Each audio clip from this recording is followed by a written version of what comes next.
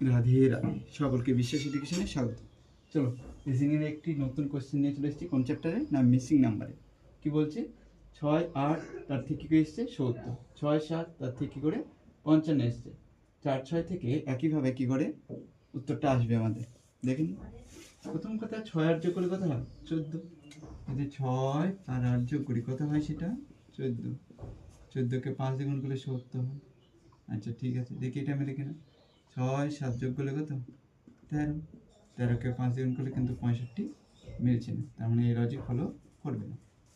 আচ্ছা, 8 স্কোয়ার কত? 8 স্কোয়ার 64। 64 সঙ্গে এই 6টা যোগ করে কত হয়? 70। 7 স্কোয়ার কত? 49। 49 সঙ্গে এই 6টা যোগ করলে কত হয়? 55।